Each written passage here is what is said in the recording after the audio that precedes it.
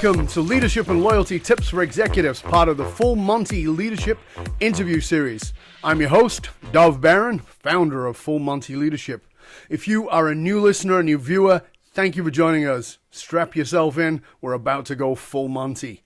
If you're a regular, then a big thank you to you because you're one of the people who've made it so that we've had over 1.5 million downloads, making us the number one podcast for Fortune 500 listeners, for human resources, family, business, next-gen leadership, and consistently at the top for leadership and business podcasts. So thank you very much.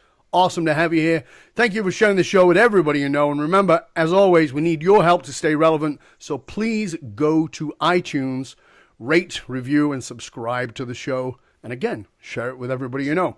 So once again, we are here with a special guest, Mr. Jeff Cohen, Esquire. Oh, hey, Dov. How you doing? Good, Jeff. It's good to have you here. He is an author. He is the Dealmaker, the author of the Dealmakers Ten Commandments, 10 essential tools for business. There it is. That's the book for business forged in the trenches of Hollywood. However, he entered Hollywood in a very different way. Jeff is a former child star actor.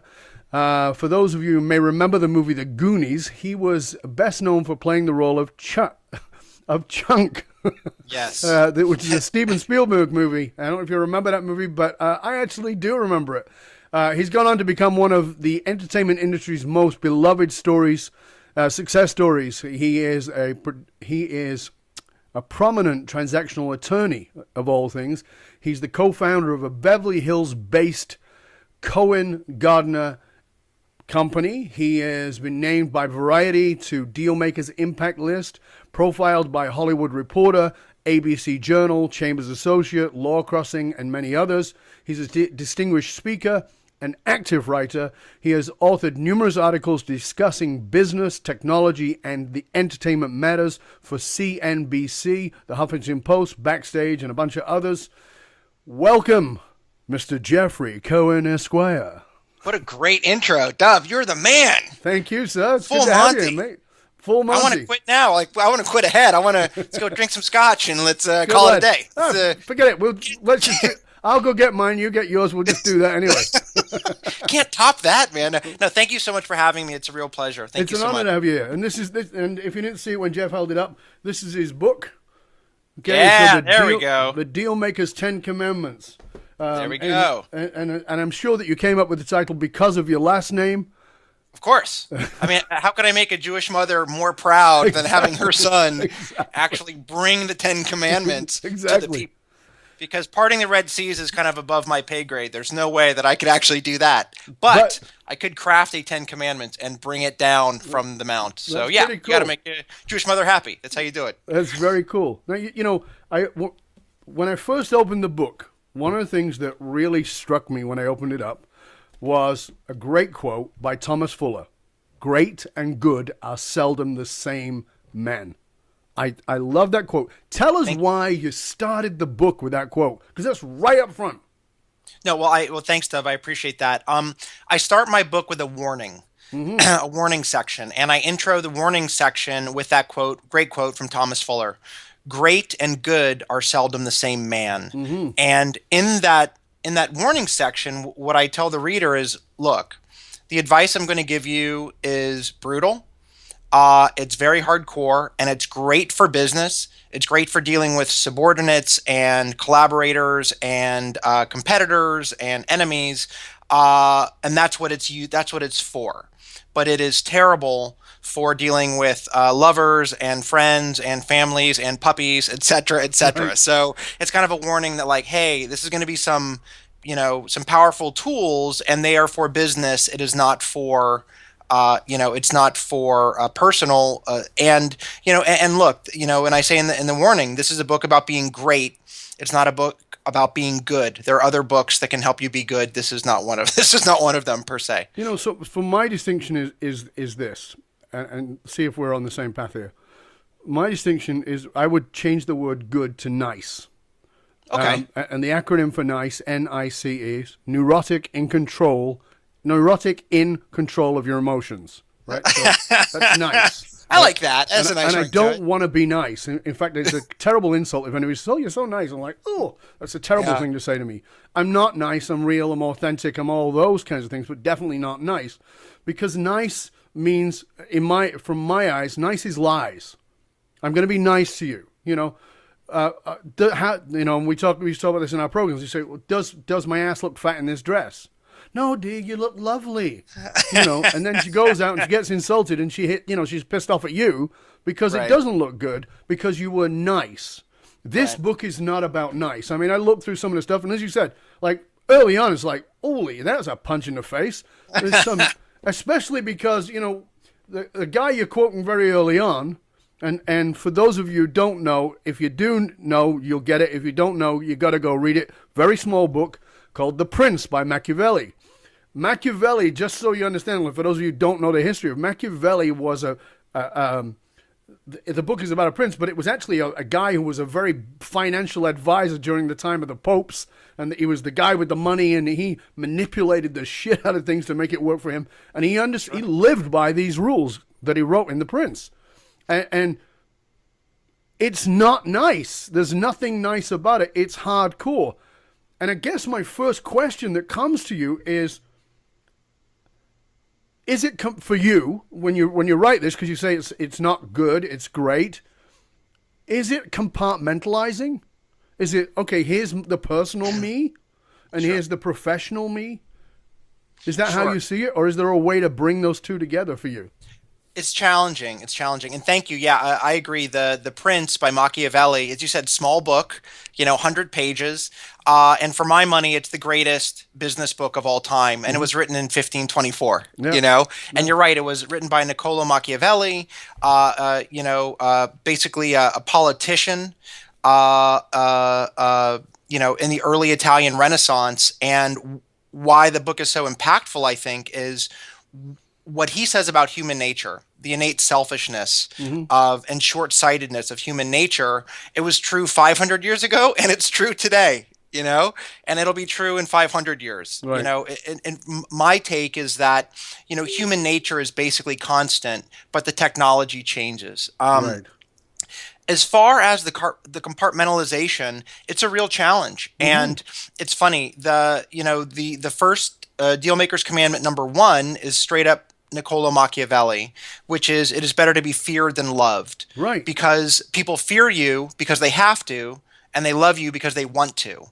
And it's better to have something based on your control, and fear is something that you control. As far as the compartmentalization, I actually jump all the way to Dealmakers Commandment 10, which is heed Nietzsche's warning, which deals with the issue you brought up precisely. And Nietzsche, it's another quote that I just absolutely love, and I think that because I think it's a good caution, because you say right, this is not nice stuff, but the caution is the last piece there, right at the end, when it says what Nietzsche says. I'll let you say it, because it's a great quote. It's Nietzsche's warning, which is, I think, it's beautiful and profound. Beware when fighting monsters, you don't become a monster. Right. And then he goes on further. When you look into the abyss begins to look into you. Yeah. And again, kind of, chapters 1 through 9, commandments 1 through 9 are about punching your opponent in the throat. How is everything going to handle when things go wrong? What do you do? How do you make sure they don't go wrong? How do you manage your time? How are you going to get the best deal possible? And then at the end of it, it's like, hey, you've kind of had to do all these dark things, how do you get beyond that? How do you fight monsters without becoming one? And it's relatively, I have a different, methodologies, but kind of the big idea is there's this Bulgarian proverb, which I think is beautiful. You are permitted to walk with the devil until you get to the end of the bridge. Meaning that in a time of crisis, in a time of danger, you're allowed to do, hard things. You're allowed to do whatever it takes to survive. But after you've crossed that bridge, then you have to kind of come back. You can't continue going down the rabbit hole. You have to come back.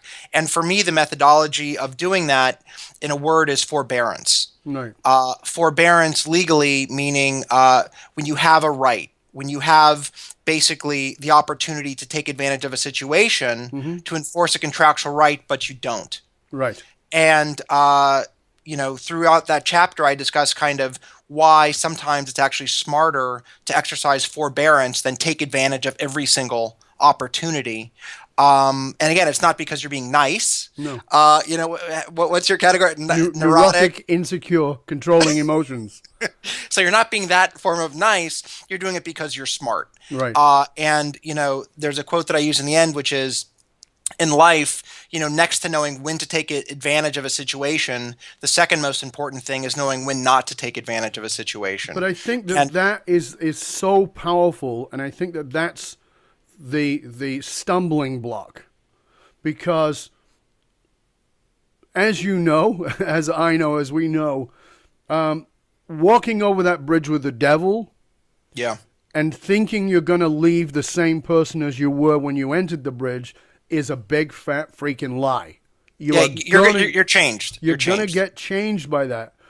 And the caution is how changed. Like, it's going to change you. You got to, that's going to happen. It's going to change, but how change? How much of a change? How much of that becomes ingrained? How much of that becomes the belief system of how the world works now, rather than this was the situation and isolating the situation? That not all people are assholes and they want to rip you off, but I had to just wrestle an asshole to the floor because they wanted to rip me off. And getting that distinction, I think, is a very challenging piece if you don't do the self-work. And again, right at the front of the book, folks, it's there. Wonderful quote, one of the ones I really love, Sir Francis Bacon talking about self-knowledge. And he says, It's sad fate for a man to die too well known to everyone else and still unknown to himself. It's a beautiful quote, isn't it? It's awesome because people forget that shit. Especially, with the world you live in Hollywood. It's all about image, and it's all about, we're all on Facebook creating an image. We're all on Twitter. We're all on Instagram. We're all creating these images. And then, at night, you're at home weeping into your cornflakes. Which is sad because of the carbohydrates in right. cornflakes. Well, you're making them soggy. I mean, it's a bad deal. If you're weeping into some kale or something, it'd be okay. It's nice. But complex carbohydrates, stay away from those to begin with. But you see what I'm saying? I mean, I think that's the problem. Is that I think that we do a lot on leadership. I mean, my stuff is leadership, and leadership is about growth. It's about development. It's about getting to, quote unquote, what people think is the top. But the problem with that is that people think that that's what it's about, but it's not. It's not about getting to the goal. It's about how going for the goal changes you. And Sure. And are you crossing the bridge with the devil and letting the devil lead? Or are you crossing the bridge with the devil knowing what you need to find out? And I think that's a powerful distinction that you can only know if you know who you are at your own center. And that's why I love that you put that right there. No, I appreciate that, Dov. I mean, I think, and I say this in the book, phones can be smart, but only people can be wise. And, having information makes you smart. Yeah. You can be Siri and pull up anything off the internet, any piece of factual information. But being wise, wisdom, I think, is from self-knowledge. Yes. Is knowing what you want, knowing, what's important to you, what your value system is. And there's that great quote from Herbert Bayard Swope. I don't know the secret of success, but I know the secret of failure, trying to make everyone else happy. Absolutely. So kind of throughout the book, in each of the chapters, I have one question for self-mastery, where in each of those chapters, I ask the reader to ask yourself the following question and answer it honestly to try to obtain wisdom, which is necessary for true success and self-actualization, I think. But I like that because it was like, okay, so you're going to go in the ring, you're going to punch this guy in the throat, but when you come out, you've got to stop. You got to stop. Before you go back into the next round, you got to stop and ask yourself this question. Because is this fight too brutal for you? I liked what you did with that. Because it was, like I said, it's crossing, the analogy you gave there, it's crossing that bridge, but it's stopping every other couple of stops and just going, hold on a minute. Let me just check in. Let me check with self. Because, maybe I've grown horns and I didn't even notice. That's right. Well, it's funny, actually, that the question for self-mastery in the final chapter, in chapter 10, heed Nietzsche's warning, is have I crossed the bridge? Right. So as you said, like once that deal's done, once the transaction's complete, once the merger has happened, once the hill has, once the fort has been taken, you have to stop and ask yourself, have I crossed the bridge? And if you have, then you're no longer permitted to walk with the devil. And it's interesting. I actually use a quote in the back that I really like, actually a paragraph. There's this amazing book. It was actually the final book written by F. Scott Fitzgerald called The Love of the Last Mogul. Oh. And he actually died before completing it. And in this book, he has this Mogul, and he talks about the Mogul growing up, and he says there's this beautiful passage that I use in the back of the book where he says, the name of the character is Monroe Starr, and he says Monroe Starr growing up, like most people of great intellect, were basically abused by everyone around them. We're kind of, people kind of, they sense that intellect and they kind of push it back. He said, right. But unlike other people, when it turns them into a son of a bitch, Monroe looked around at the Baroness and said, this will not do. We can do better. And ultimately, it's trying to emulate that fictional character from F. Scott Fitzgerald. Monroe Starr, when you get that pushback, right. Is it going to turn you into a son of a bitch? Or are you going to honestly look at the Baroness around you and say, this won't do?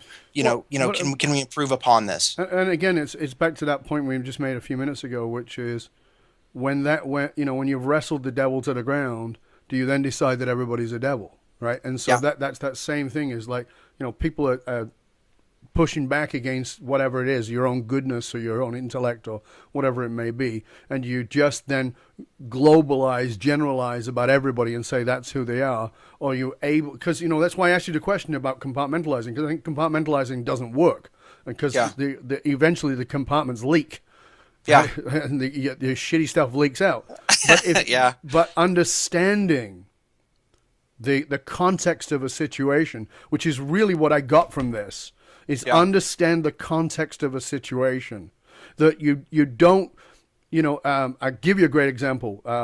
I've been on my path for a very long time. I've been a teacher for 31 years, speaker for 31 years. But I started out as a kid studying Kabbalah, studying Vedanta, studying like spiritual stuff, right? And I was totally on that path, traveled to study with these great masters and all the rest of it.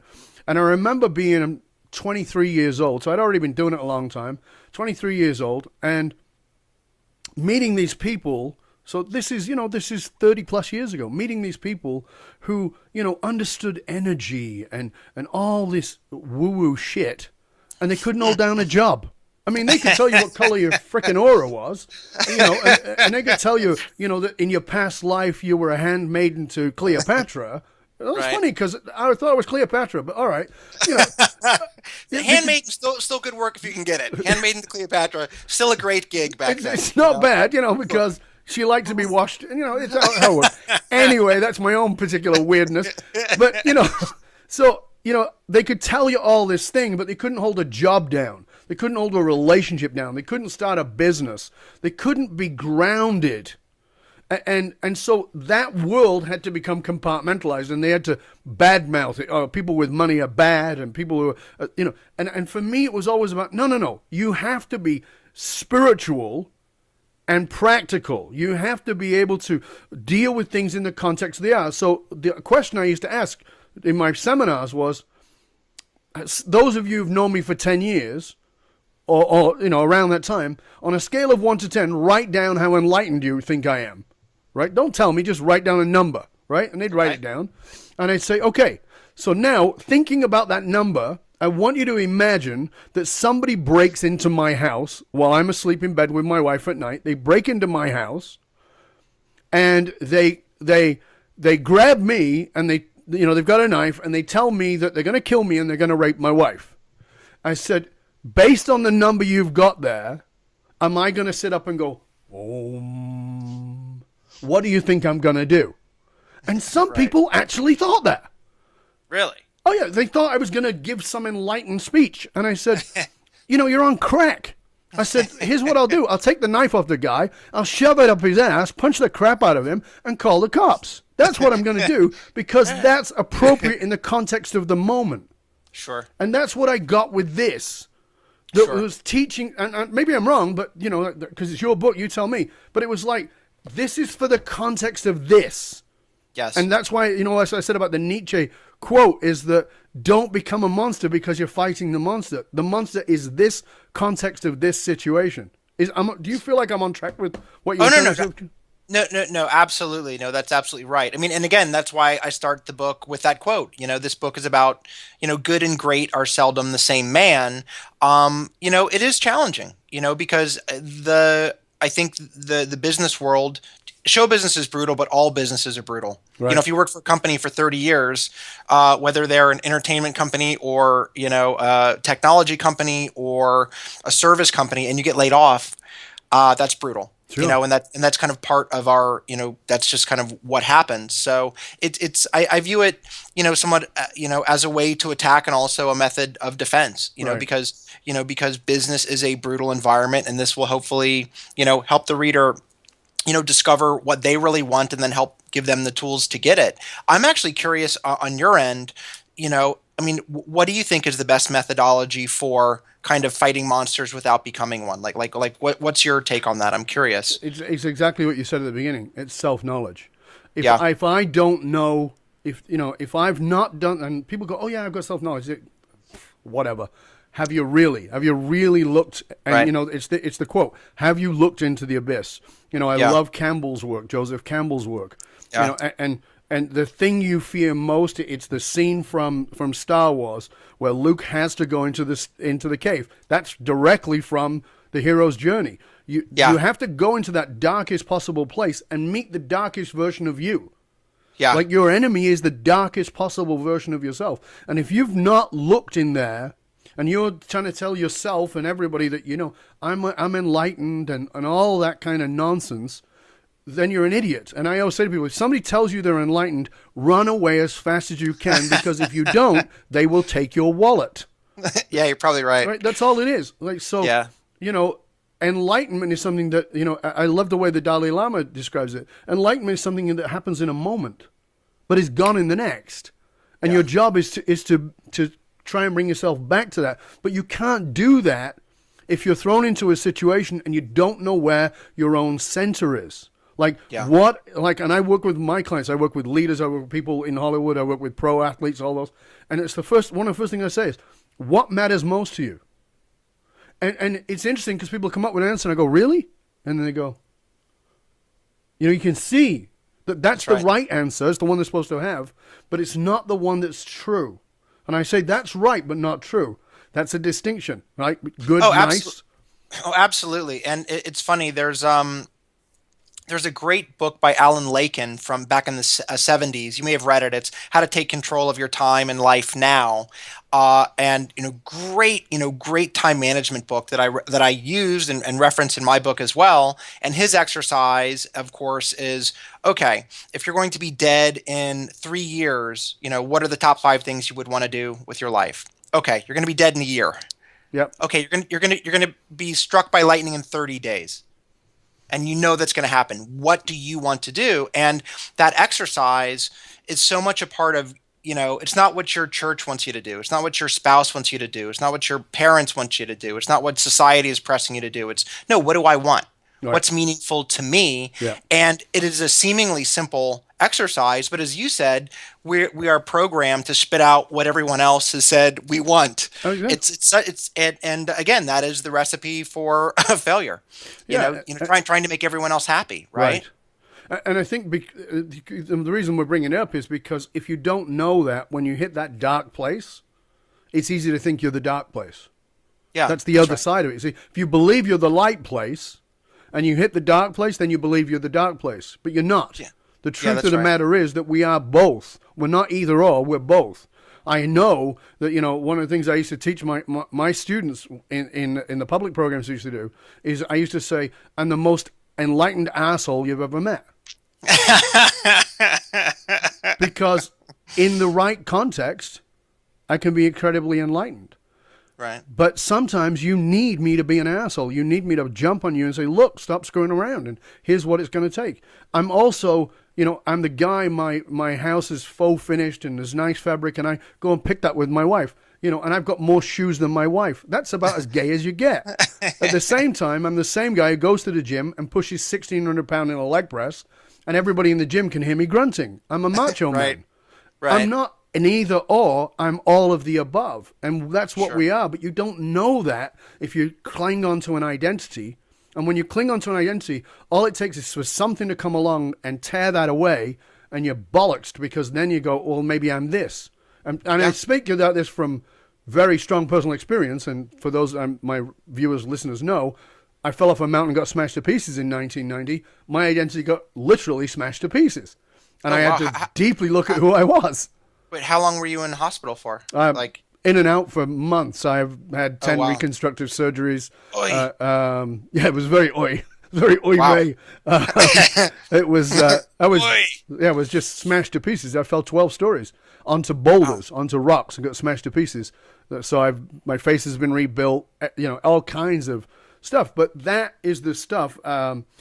As Khalil Gibran says, your pain is the breaking of the shell of your understanding. And it was, literally for me. It broke open the shell of my identity. It's interesting. I fell all that way, and the main thing that got damaged was this.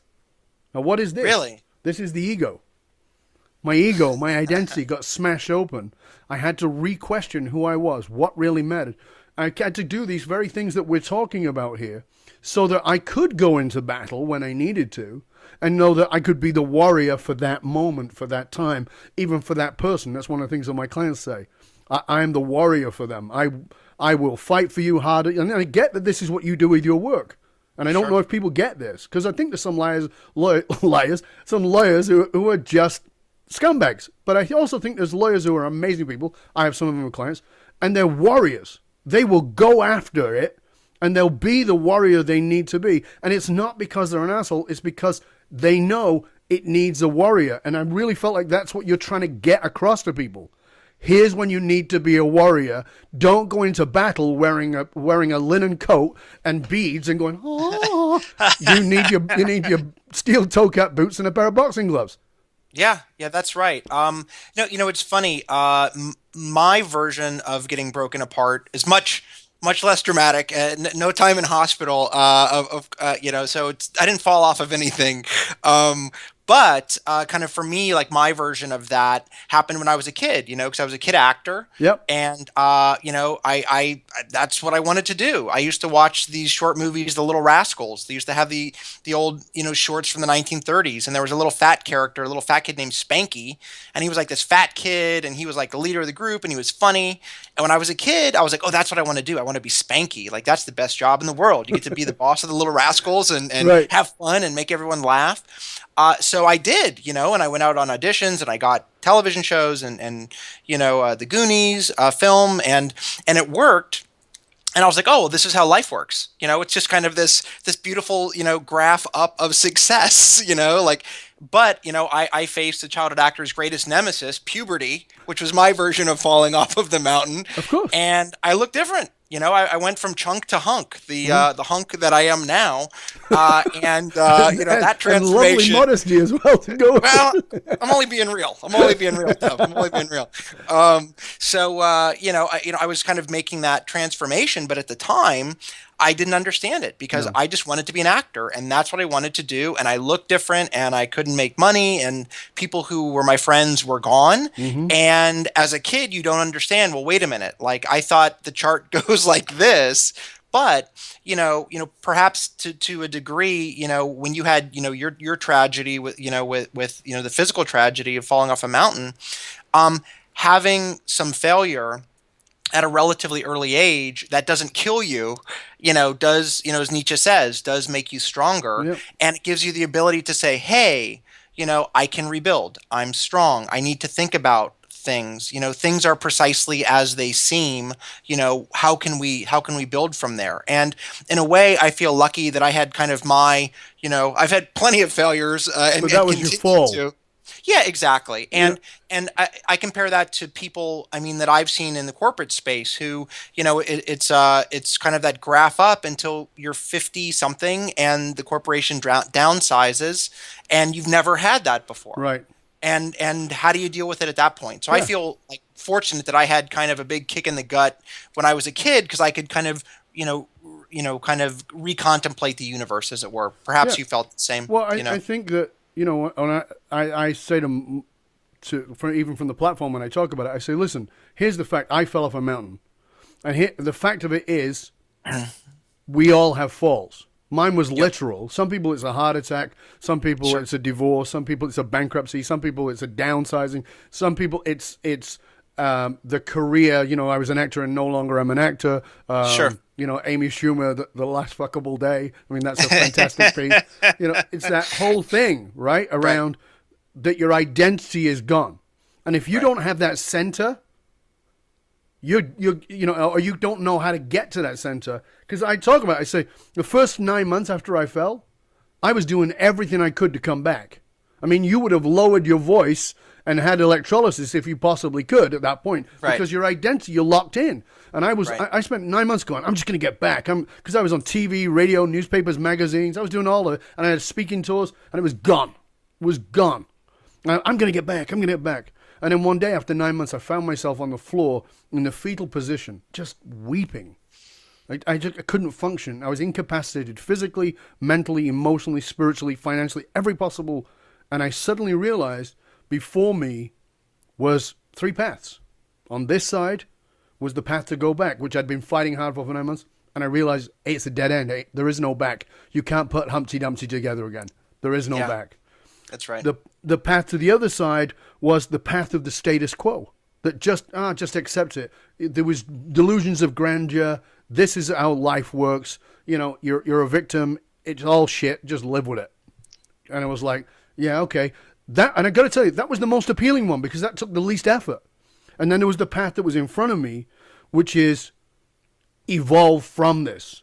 That and that evolution is not out, it's in. That's the trick. The evolution is not out, it's in. That path is out.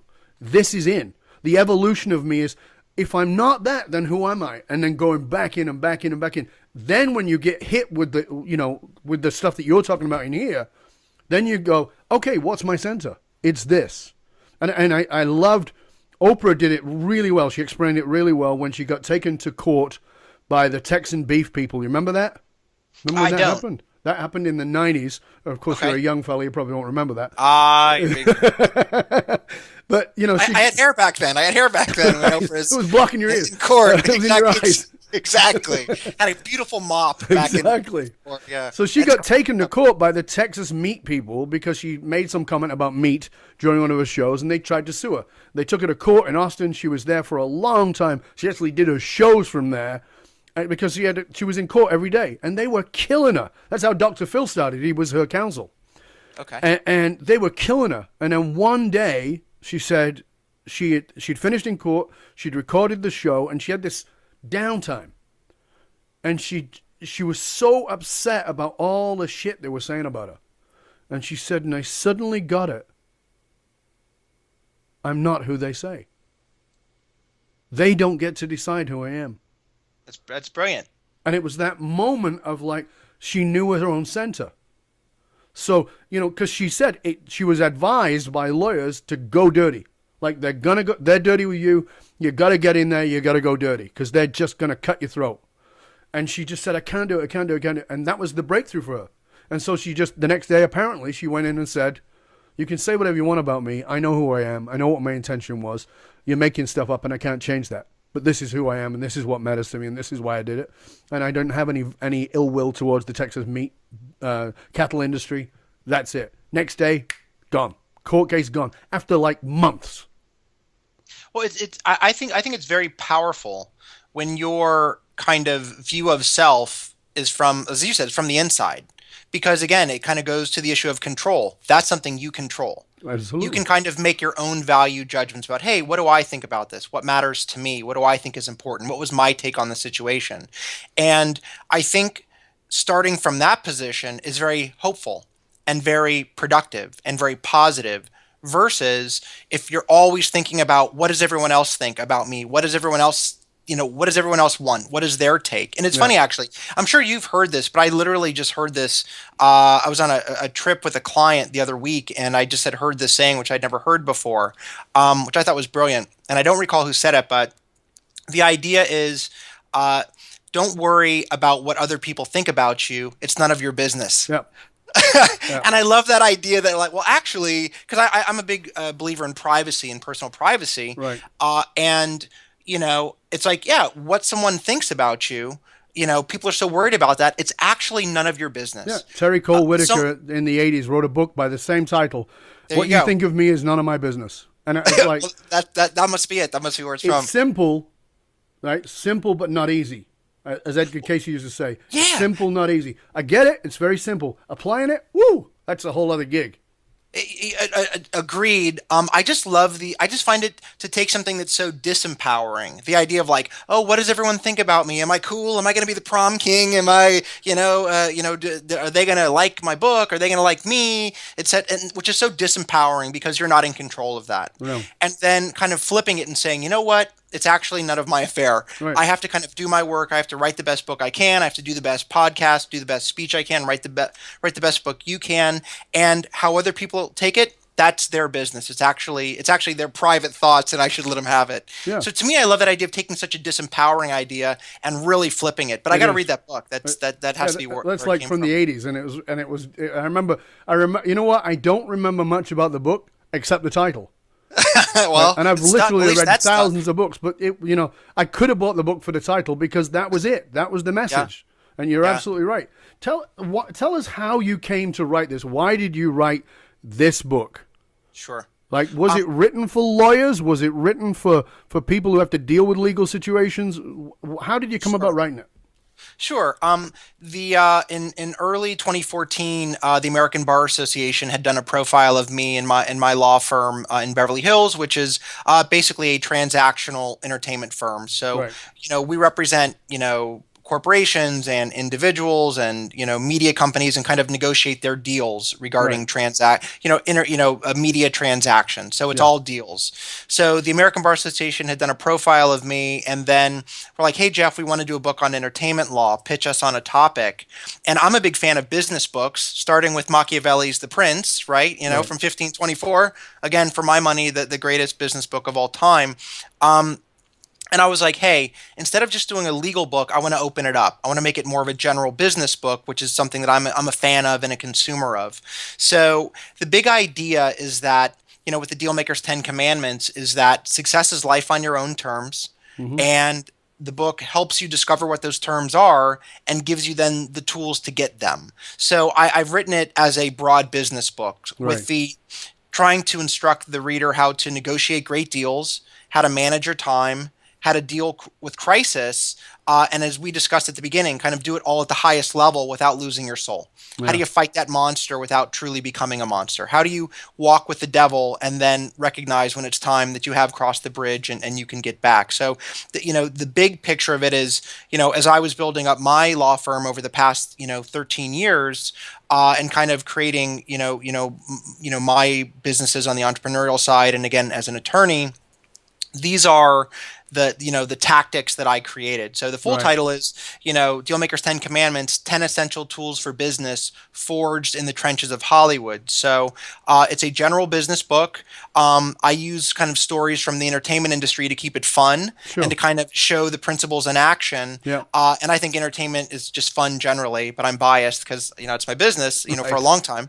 Right. So I kind of use entertainment to kind of pepper it to make it fun, but the lessons I think are good for all business people. That's how I wrote it. Yeah, like I said, it's exceptional, and I really do highly recommend it. I have a question for you.